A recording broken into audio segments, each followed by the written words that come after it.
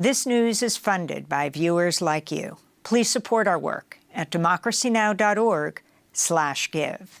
This is Democracy Now!, democracynow.org. I'm Amy Goodman. We turn now to what Variety magazine has called the most controversial movie of the year, and what Salon calls the movie Trump doesn't want you to see. The Apprentice is a new biopic about Donald Trump's rise to fame in the 80s and his close relationship with Roy Cohn, who served as a chief counsel to Senator Joseph McCarthy during the Red Scare of the 1950s. Earlier this year, lawyers for Trump attempted to block screenings of the film, claiming the movie is a, quote, concoction of lies that repeatedly defames President Trump. Despite the threats, the film is opening in New York today. This is a trailer for The Apprentice.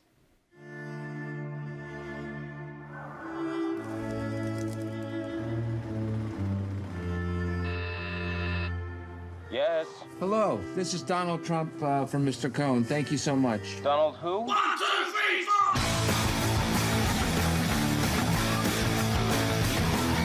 4! Roy Cohn, nice to meet you. You, Roy Cohn, you're brutal. Guilty as charged. How do you always win? There's rules. The first rule is attack, attack, attack. It's going to be the finest building in the city, maybe the country, in the world. Rule 2, admit nothing, deny everything. There's never been anything like this, of this magnitude, this quality. Ooh, cheese balls over here. What are you doing? You want one? No, it looks totally disgusting. Cheese balls. Rule 3, no matter what happens, you claim victory and never admit defeat. You have to be willing to do anything to anyone to win. You have a big You got to work on that. Your face looked like an orange. Attack, attack, attack. Deny everything, Admit nothing. Never admit defeat. What if you lost your fortune today? Well, then maybe I'll run for president. I don't know. I say, if you're indicted, you're invited. The trailer for the new film, The Apprentice, a dramatized portrayal of Donald Trump's close relationship with Roy Cohen in the 1980s. Roy Cohen, chief counsel to McCarthy, also largely responsible for the execution of Julius and Ethel Rosenberg in 1953. We're joined now by the award-winning Iranian-Danish filmmaker Ali Abbasi, who directed The Apprentice, which premiered earlier this year at the Cannes Film Festival. His previous films include Holy Spider, set in Tehran, and Border, set in and around Stockholm. Democracy Now!'s Nermeen Sheikh and I spoke to Ali earlier this week and asked him about why he decided to focus on Roy Cohen and Donald Trump in this film. For me, The Apprentice is not a Trump biopic as such. It's about a transformative relationship of him and the mentorship of Roy Cohn. It's sort of a buddy movie for two villains, if you like, or two superheroes, or two anti-heroes, whichever way you want to look at it. And Roy was a wonderfully colorful character. He was, as you were mentioning, Joseph McCarthy's right-hand man, was sort of a legal wonderkid coming, I think he was 21, 22 when he joined the legal team of Joseph McCarthy, and was very instrumental in sort of persecuting this whole sort of the Red Scare. And after that, actually, he was also involved in Lavender Scare, which was persecuting homosexuals in federal government, himself being a closeted gay man. Later in 60s, he starts his law practice in New York, but what he really does there, he becomes sort of a fixer and a socialite where he connects people. He has immense political power. He's good friends with Richard Nixon. He knows a lot of people. He, at some point he's repping all the 5 mob families in New York at the same time. And Annie Warhol and people from Studio 54 and celebrities and politicians and you name it. And I think that he was also a PR genius. He was extremely good at sort of getting hang of, media. All the reporters loved him.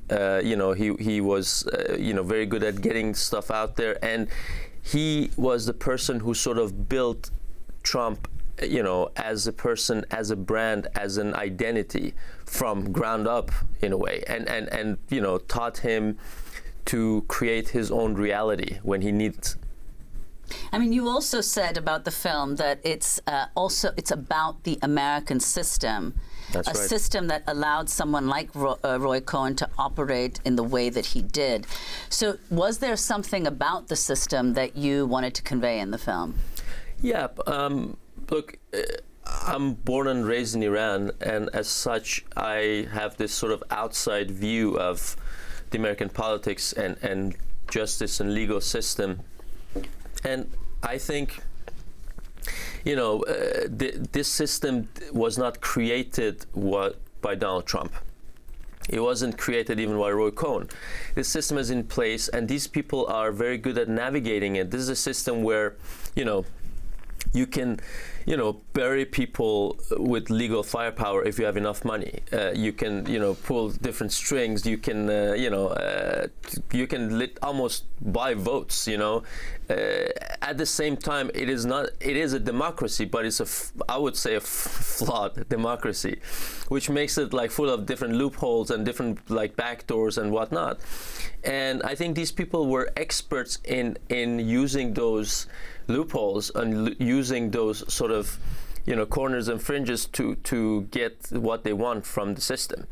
At the same time, the whole sort of American society as such is based also on this social Darwinism, which is winner takes it all, and if either you're a killer or you're killed, and that sort of ideological backbone is there. You can see it with Donald, you can see it with Roy, you can see it with Fred Trump, who was Donald's dad. He wanted his sons and children to become killers. And speaking of which, in terms of the film, the attempted killing of the film, Cannes Film Festival, 11-minute standing ovation, but also a legal letter from the Trump campaign team. Is that right? Yeah. Yeah, we got it didn't take long. And we got this cease and desist letter. And basically what it says is, if you attempt to distribute this rubbish and whatnot and try to interfere in our election with foreign money and a guy from Iran and all the sort of, it wasn't really addressed to me or Gabe as much as it was addressed to Gabe Sherman, right? It was more, I guess, addressed to his base, in a way. So but the thread is there, and we'll see in a few days what's come out of it. Let's go to a clip of The Apprentice. You want to know how to win? I'm going to let you in on a little secret. There's rules. Roy Cohn's 3 rules of winning. The first rule is the simplest: attack, attack, attack. Civil rights, cats. I hope the pots you're stuffing's got real money, because after I get you fired, you're sure gonna need it. Excuse me? Unless you drop your baseless litigation, I am countersuing the Justice Department for $100 million, and you are gonna rue the day that you ever filed this. Who is this? Roy Cohn calling on behalf of my client, Donald J. Trump. And this is another clip from The Apprentice in which Trump's being interviewed over the phone as he rides in the back of the car with Roy Cohen, who's advising him what to say. Listen, Judy, about 100 reporters were crawling up my to get this interview, and I gave you the exclusive. Yes, hello, Judy. This is Donald Trump. Very excited to talk to you. Be excited. Donald, now that the lawsuit is behind you, what do you want to do next? Well, I intend to acquire the Commodore, and I'm planning on making it the best and the finest building in the city, maybe the country, in the world. Judy, in the world, it's going to be the finest building in the world. It's going to be a spectacular hotel, absolutely spectacular, first class, and... That sounds very ambitious. Where do you get the drive? Still so young, Donald. I got flair, and I'm smart, so I think that's going to make me successful. But I also want to stay humble. Sorry, Judy. Listen, let's do the rest in person, and bring a photographer, okay? Sorry, Roy. No, I mean, listen, it's your life. You got a ways to go, but you're learning. So those are clips from your really magnificent film, The Apprentice, which will open Friday here in New York. So, I mean, you know, one of the things that's so interesting and well done in the film is precisely this relationship, the relationship between Roy Cohn and Trump. So if you could say, what most surprised you when you were working with a journalist, Gabriel Sherman, who's written about Trump for decades in writing the screenplay, what most surprised you in what you discovered about Roy Cohn independently and Trump independently, but also about their relationship, which is really what the film tracks from beginning to end? Look, these people, they've been depicted, you know, many times, you know, Mr. Trump obviously in many different, you know, sketches and you know, satire and you know, they've been sort of laughed at and villainized and you know, and you have Angels in America, where Roy is a major character. I think what we tried to do here, which you know, differently in a way, was to try to focus on their humanity. You know, we try to deal with them as human beings, you know, who have real pain, real feelings, real pleasure, you know, and I think that's where the surprising part is actually. You know, that someone like Roy Cohn, being the person he was, you know, being a pretty malicious political operative, among other things, also could recite, you know, classic Persian poetry, you know, from 1,000 years ago. Also, you know, was generous to his friends and loyal, you know. And same goes with Mr. Trump, you know. But everyone said, okay, you know, when we were doing the movie, that, you know, all my liberal friends was like, you know, we can't believe that he has feelings. We can't believe that he ever get affected. And one of the things I you know, when I was reading about it, you know, the interesting thing is, for example, his relationship with his brother, Freddie, who sort of got crushed by their dad, you know, and by the pressure he put on them to become killers. And I think that really affected Donald, you know, really affected his relationship with alcohol, you know, because Freddie died of alcoholism. And, you know, there's real feeling and real trauma there. So if you dig a little bit under the surface, you find real emotions and real feelings, real human beings. At the same time, they are these two, like, relentless opportunists. You know, you can see it even in their own relationship. There's always been love and affection and real sort of loyalty. At the same time, as Roy at the end was, you know, sick and you know, was dying of AIDS and got disbarred, and Mr. Trump didn't really have a use for him. He was distancing himself from him, you know, because also like his image projection of like this macho image, the WWF guy or whatever in the 80s, you know, that was in contrast with like having a, you know, a person with friends with AIDS, you know.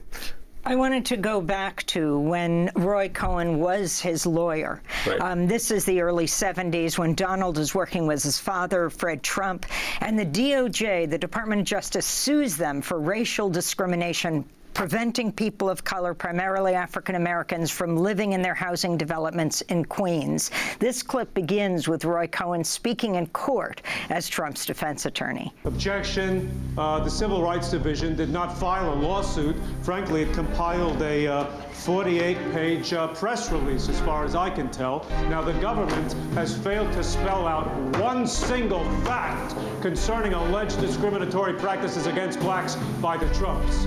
I motion to have this case dismissed on summary judgment. Overruled. Counselor, continue. Thank you, Your Honor.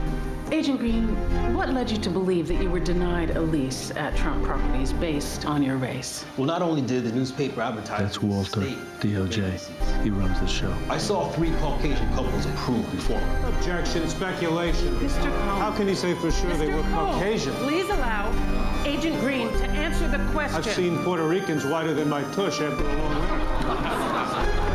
Your Honor. That's a clip from The Apprentice, and it talks about this really you know, horrific time as they're gaining their wealth, where they are preventing people of color from getting into their housing development. But talk about why this was so seminal for you, Roy Cohn representing Trump. This was how they met. DOJ had a really good case actually, and they marked black applicants with a C. That's actually from the case. So it was sort C of for colored. So this was sort of beyond reasonable doubt, you can say. You can, again, you can look at reality in two ways. You can say, oh, the Trumps are racist, whatnot. You can also say a lot of people with the same kind of property and same kind of wealth, they just didn't want, people of color or working class people or problems. And these were one of them, whichever way you look at it, it was problematic. DOJ had a really good case. And everyone was telling him, you have to settle, you have to give up. And then he sort of bumped into Roy, and Roy was the only person who said, no, we're gonna, countersue the government, of course. We're gonna go on attack, which they did, with him, and they settled out of court with not almost no even a slap on the wrist. They got sort of do this sort of symbolic program, and that's where I think Donald saw the power of Roy Cohn, and that's how their mentorship started, actually. So I'm going to go back to what you were talking about earlier, which is that, there have been many depictions of Roy Cohn. There have been many depictions, obviously many more, of Trump. But what this film does differently, and it does do it differently, is it makes them full characters, right? So you see them also in an empathetic light. That's right. Do you think, and earlier you mentioned that you're an outsider to the U.S. You've lived in Tehran, you've lived in Stockholm, and now you're settled in Copenhagen. Do you think your being an outsider is what enabled you to see them and their relationship in that light, in a way that they have not been represented in American depictions, let's say? I certainly think it helped because I don't have the same, I don't have a horse in this race. I'm not Democrat, I'm not Republican. I don't have an interest as such in the party politics. So I look at it as people and relationships in a relatively neutral way as such. Now, that doesn't mean like value-wise, I think everything's neutral and there are good people on both sides. I don't believe that, But so far as the story goes and the characters, yes, I think I can investigate that and not be intimidated by, this side or other side, not to be thinking so much of who would love this, who would hate this. And you, as an Iranian filmmaker who's done such exceptional work in the past, your view growing up of the United States and what happened before and after the Iranian Revolution of 1979. I mean, we used to be an American colony, basically, before 79, and that overnight. With the U.S. supporting the Shah. Yeah, and not only supporting, but also culturally, economically, it was much deeper than supporting just the Shah. And then after that changed overnight, and we became sort of arch enemy of U.S. And growing up in that and growing up in that environment, you sort of have this sort of negative space that is inhibited by the great Satan, America, as the Islamic Republic was calling it. So you cannot help by being engaged or interested in U.S. politics, But also, I think, as someone who grew up in the Middle East, one thing that our experience, at least talking for myself, is there's not a huge difference between a Democratic president and a Republican president. There's not we feel like the bombs are going to drop anyways. We're going to get the short end of the stick anyways. And I think that sort of neutralizes this debate a little bit, which is interesting because when you look at the sort of, both the Democrats and Republicans, they try to create this inevitability of the other side being the villain, the other side would destroy this country and all that. But if you look at it, Fred Trump, his dad, Donald's dad, lifelong Democrat, Democratic donor. Roy Cohn, Democrat. Mr. Trump himself, a relatively, say, pro-abortion Democrat, gone to an anti-abortion Republican. What does that tell you about the U.S. political system? And of course, Roy Cohen was the ally of the Wisconsin Republican hate monger Joe McCarthy, though he survives when Joe McCarthy ultimately takes on the army and dies. But also in the execution of the Rosenbergs, that comes up a few times in your film. And for people who aren't familiar with what happened on June 21st, 1953, and Roy Cohen's role in that. That's right, because he was instrumental in getting Rosenbergs executed. And, you know, Ethel and Julius. Ethel and Julius, and there are different accounts, you know, as like how guilty they were and of their charged espionage. But I think the accounts are sort of, people generally agree that Julius might have been guilty, but Ethel wasn't really, you know, guilty, or if she was, she wouldn't be guilty of execution, at least. That much is, I think, pretty well known and accepted. And I think Roy really pushed for them to be executed and to make a statement. And you know, basically manipulated the whole legal system and the judge and all that. And that's a really good example of what kind of person he was as a political operative. And again, this is a tradition, sort of, in a way. There is if you are interested in genealogy of American populist rights, there is a line going from Joseph McCarthy, Roy Cohn, Richard Nixon, Roger Stone, Paul Manafort, Ronald Reagan, and over to Mr. Trump. Democracy Now! Is funded by viewers like you. Please give today at democracynow.org/give.